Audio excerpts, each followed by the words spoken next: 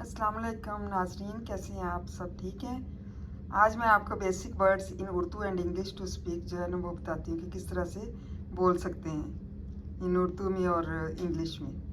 Bot, ख़रीदा, किसी चीज़ का ख़रीदने को क्या कहते हैं? बॉट।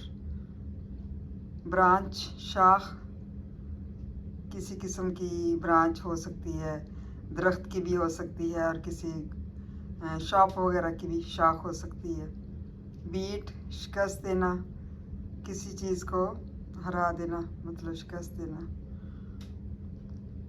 जैसे ये गेम्स में होता है कि ये जो होते हैं फुटबॉल खेलने वाले, हॉकी खेलने वाले, ये भी शिकस्त देते हैं एक दूसरे को। मतलब जो सारी वो पार्टीज वगैरह बनी होती हैं वो भी एक दूसरे को शिकस्त देती हैं। ब्रॉड, वसी, बहुत वसी होना, किसी चीज़ का ब्रॉड होना, वसी होना, उसको क्या कहते हैं? वसी। बर, जलाना, किसी चीज़ का जलाना। बॉर्न, पैदा होना, किसी बच्चे की पैदाइश होना, बच्चे की भी हो सकती है, इंसान की, हैवान की। बैंड, बांधना या पट्टी वगैरह जो हम करते हैं जब कोई ज़ख्म वगैरह लग जाए। बेल, घंटी।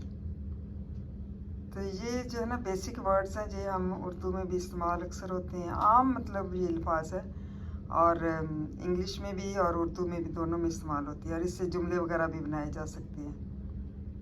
होप आपको ये सब पसंद आया होगा। Thank you so much.